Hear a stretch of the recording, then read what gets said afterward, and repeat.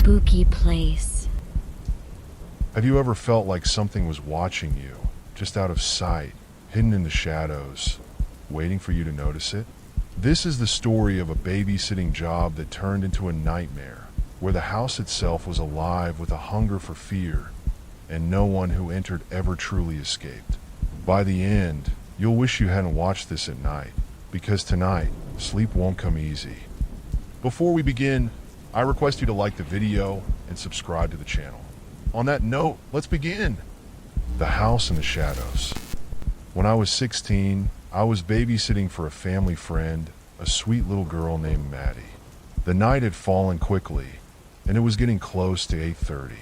I took her outside to play on the swing set in the backyard, and everything felt normal at first. But as the evening grew darker, an unsettling sensation washed over me, like someone was watching us. I tried to shake it off, convincing myself that I was just being paranoid, but the feeling wouldn't go away. I looked around, trying to scan the shadows in the corners of the yard, but saw nothing. Still, my gut told me something was wrong.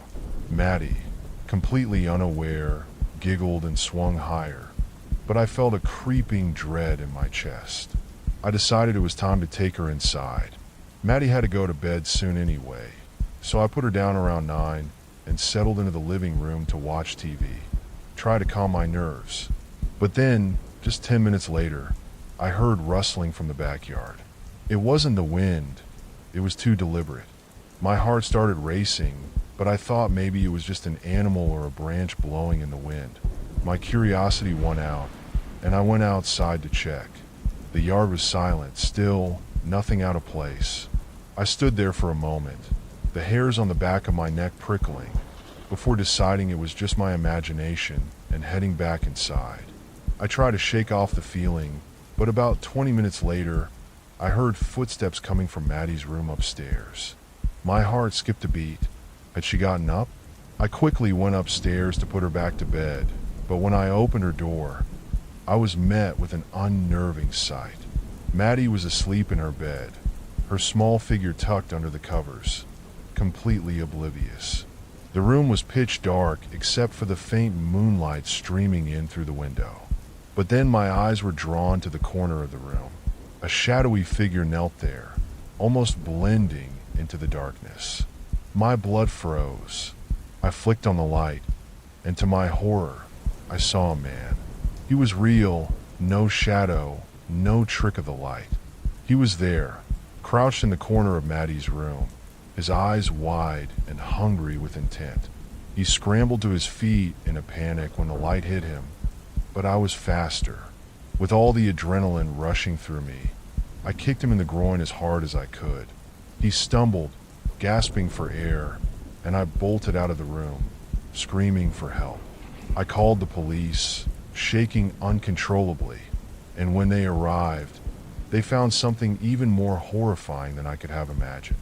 The man wasn't just some random intruder. He had been living in the basement for months. For 6 months. He'd been slipping in and out through a hole in the side of the house, hiding in the darkness, watching the family as they went about their lives, especially when they were outside or sleeping. He had been watching Maddie through her window, and worse, he'd been watching me too from the shadows, just waiting for the right moment to strike. I later found out that Maddie had often mentioned hearing strange noises at night, whispers, rustling, and footsteps in the walls. Her parents thought she was just having nightmares. I can't help but wonder if he had been watching her for even longer than I realized, and how many nights he spent so close to her, waiting in the silence. I never babysat again after that. Every time I close my eyes, I still see that shadowy figure in the corner of the room, lurking in the dark, and I can't shake the feeling that there's something even darker hiding just beneath the surface of everyday life. I thought it was over after the police arrested him, but the nightmares began. Every night, I'd dream of that man's shadow in the corner of Maddie's room, waiting. His eyes would pierce through the darkness, glowing with malice. Sometimes, I'd wake up with a distinct feeling that someone was watching me, just like that night. I couldn't shake it. Weeks passed, and I try to move on.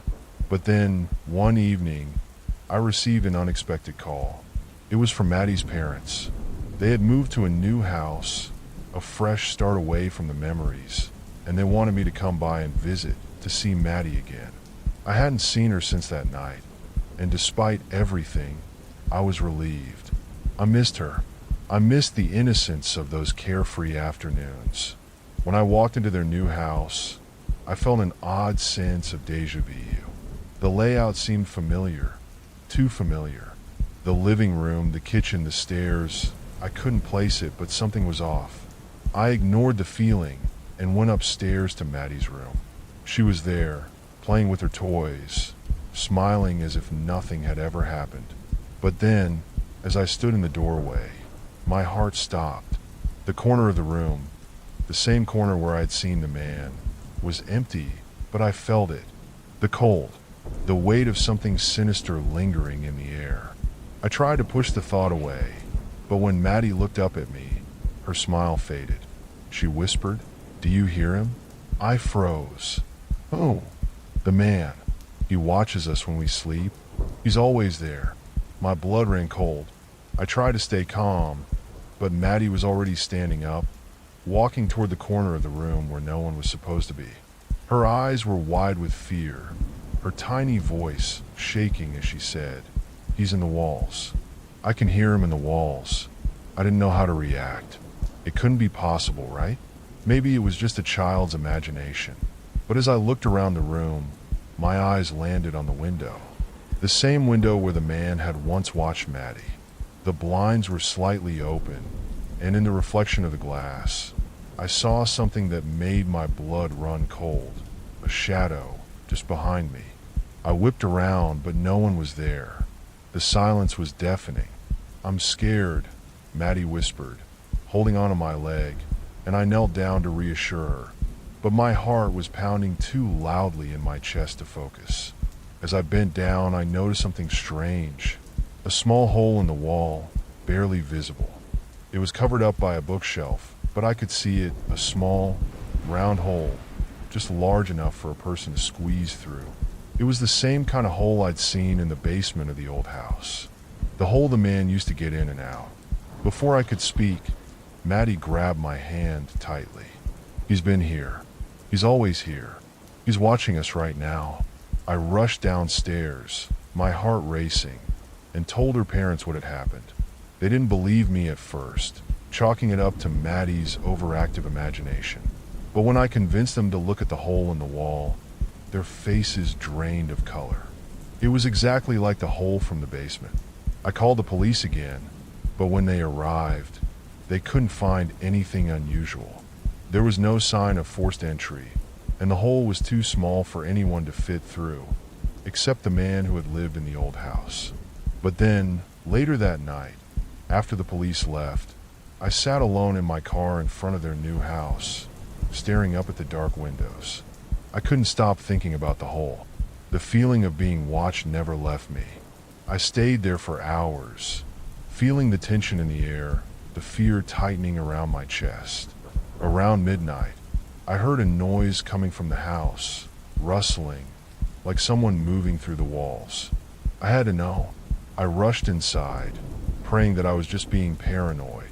But when I entered Maddie's room, everything felt wrong. The window blinds were fully open now, and I saw the unmistakable outline of a man standing just outside. The man from that night.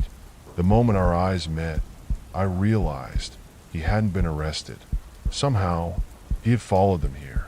He had found a way inside once more. His eyes were locked on mine, cold and devoid of emotion, and I could hear the rustling in the walls again, like something was trying to break free.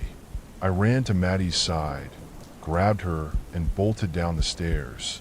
But as I reached the door, it slammed shut with a force that shook the entire house. A voice whispered from behind me, "You can't escape him. He's everywhere." I turned to see him standing at the end of the hallway, no longer just in the shadows, but in plain sight. He wasn't alone. There were others now, hundreds of dark figures crowding the walls, crawling through cracks, moving between the floorboards. They all had the same face, his face. I managed to break the door open and ran out into the night, Maddie in my arms. As we reached the street, I looked back one last time. The house was silent, no sign of anyone, but I knew what I had seen. I knew he wasn't gone, and I knew deep down he would never stop watching. I couldn't sleep that night. The image of those dark, hollow eyes haunted me, and the whispered warning echoed in my mind. He's everywhere. I couldn't ignore the feeling that something was coming for us, something beyond just that man. Maddie and I stayed at a friend's house for a few days. I told her parents what had happened, but they brushed it off, saying it was probably just my overactive imagination. They couldn't understand the depth of the fear that gripped me, the conviction that something had followed us from the old house. The police had no leads, and the hole in the wall was sealed up, but I couldn't shake the feeling that I was being watched, just as I had been before. It was 2 weeks later when the first thing happened. I got a letter. The envelope was plain, no return address, just a dark red wax seal that I didn't recognize. My hands shook as I opened it, my heart pounding in my chest. The letter inside was written in spidery handwriting, and the message was brief. You can't escape me. I'm coming for you. This time, you won't see me. My blood ran cold. I couldn't breathe. The letter was just as twisted and cryptic as the man's presence. He knew where I was. He knew I hadn't been able to leave the past behind. That night, the strange noises started again. At first, I thought it was just the wind, but then I heard a soft scratching at the window, followed by a thud, and then a whisper, so faint I could barely make it out. I see you. I tried to shake it off, telling myself it was my mind playing tricks on me, but then the lights in the house flickered. It felt as though the walls were closing in on me. My heart raced. I needed to get out of there. I rushed to the door, but as I grabbed the handle, it snapped off in my hand. Panic surged through me. I had to escape, but it was as though the house was trapping me inside. Then, through the silence, came the sound of footsteps. Slow, deliberate. The kind of footsteps that told you someone was very close, even if you couldn't see them. I turned to face Maddie's room, my breath shallow, my hand on the doorknob. I wasn't sure I was ready to face whatever was on the other side. But then the door creaked open on its own, and I stumbled into the room, terrified that it was happening again. Maddie wasn't in her bed. I searched frantically, but there was no sign of her. I checked under the bed, the closet, the corners of the room, but she was gone. The only thing left behind was the softest trace of a whisper. He has her. I grabbed my phone, dialing her parents' number with trembling hands. But when the call went through, the voice on the other end was not what I expected. It was cold, distorted, like it was coming from deep inside a cavern. You're too late. She's already with us. I dropped the phone in horror, my body shaking uncontrollably. How did they know where I was? How did they know Maddie wasn't in her bed? The darkness in the house seemed to thicken, pressing in on me from all sides. I felt as though the walls themselves were alive, pulsating with something wrong. The lights flickered again, then went out completely. The only light left was the pale glow from the moon outside, casting long shadows that twisted and shifted unnaturally. I stumbled back, hitting the wall behind me, my breath coming in shallow gasps. And then, from the corner of the room, Maddie's familiar voice. You shouldn't have come back. I turned slowly, and my stomach twisted into a knot. There, standing in the doorway, was Maddie, but she wasn't the same. Her eyes were wide, dark pools of black, as if the light of the room couldn't reach her. Her face was pale, almost sickly, her smile too wide, too unnatural. The shadows behind her seemed to grow, extending out from the corners of the room like dark tendrils.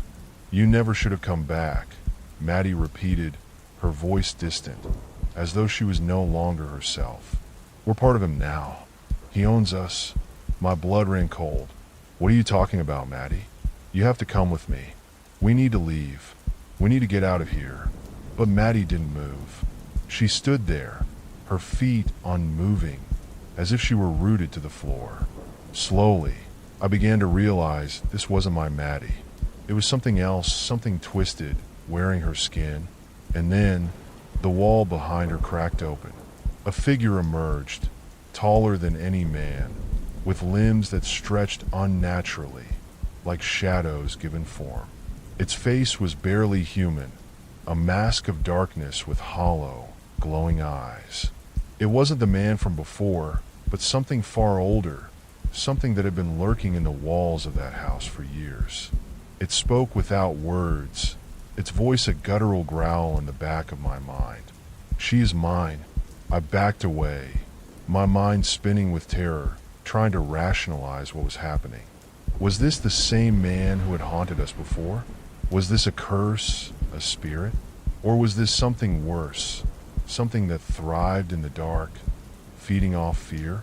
The figure lunged toward me with incredible speed, but before it could reach me, a burst of light flooded the room. The house shook violently, and the walls groaned as though they were alive, as if the house itself was fighting back. The light grew brighter, until it was all I could see, and then everything went black. When I woke up, I was outside, lying in the grass. The house was gone. The ground beneath me was cold, hard like stone.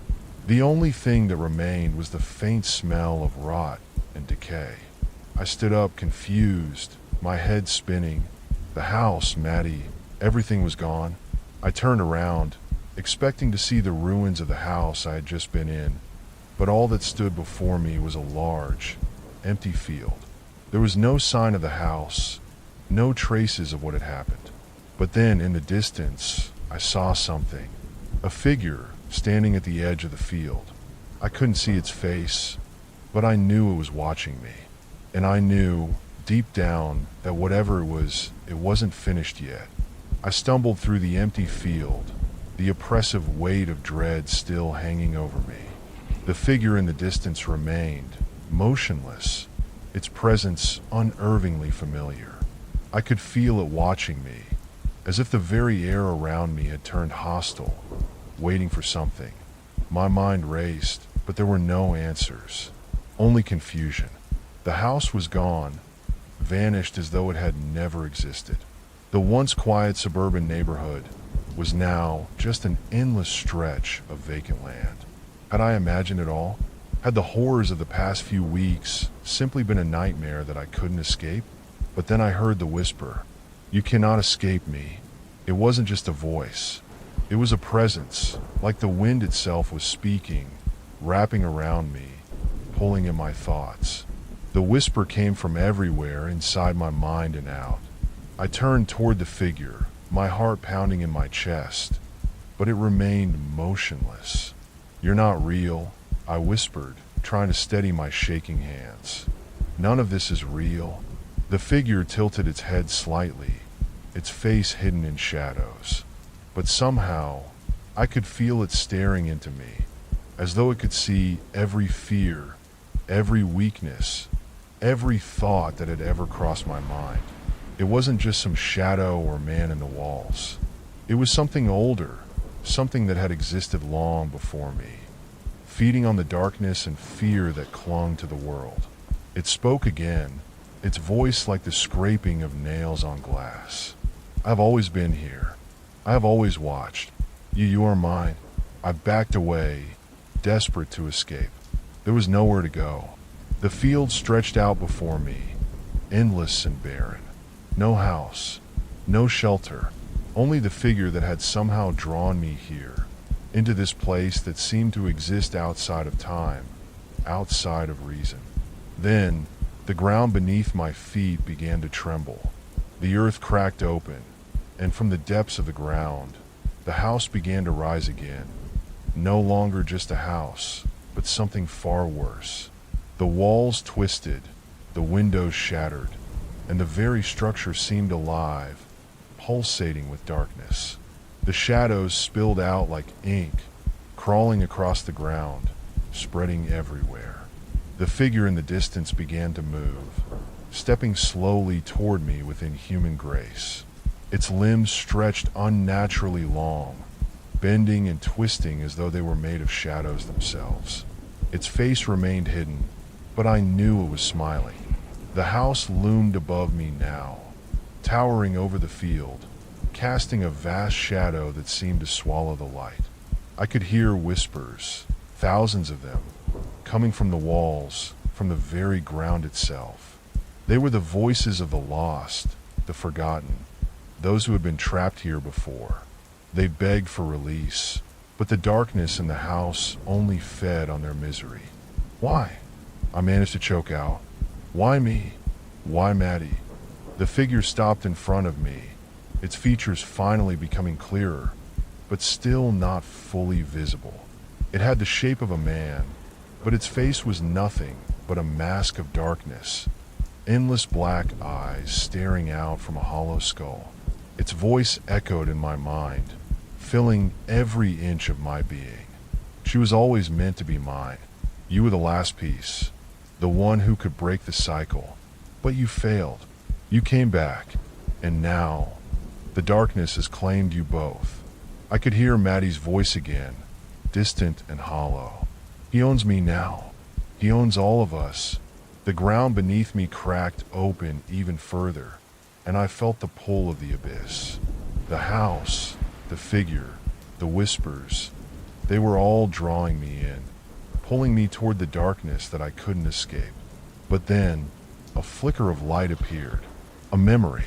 The first night I had been in that house, with Maddie on the swing set, the eerie feeling that something was wrong, the rustling outside, the sound of footsteps, the hole in the wall, it all clicked into place. The house wasn't just a structure, it was a trap. The man, the thing, had been hiding in plain sight, drawing people in, feeding off their fear, growing stronger with each passing day. Maddie hadn't been the first. She wasn't the only one. It had been happening for generations. But there was a way out. I realized it too late. I had to break the cycle, free Maddie and myself. I reached into my pocket, pulling out the letter, the one from the man, the thing, that had written, "You can't escape me." I held it up, the words burning into my mind. I can escape. I will escape. With a cry of defiance, I tore the letter in half. As I did, the ground beneath me trembled again, but this time, the house began to crumble. The figure screamed in fury, its shadowy limbs reaching for me, but I stood my ground. I could hear the whispers growing louder, but I didn't listen. I didn't fear it anymore. The house collapsed, the darkness fading into nothingness, and the ground fell away. I didn't look back. When I woke up, I was lying on the ground again, surrounded by nothing but an empty field. No house, no figure, no Maddie, but I was free. For now. As I stood up, I saw something strange in the distance, a shadow, barely there. It flickered like an echo, like a memory. I knew what it was, and I knew, no matter how far I ran, no matter where I went, it would never truly be gone. It was watching me, waiting for the right time, and when it came, it would take everything from me again. Thank you all for watching. Please like and subscribe for more scary stories.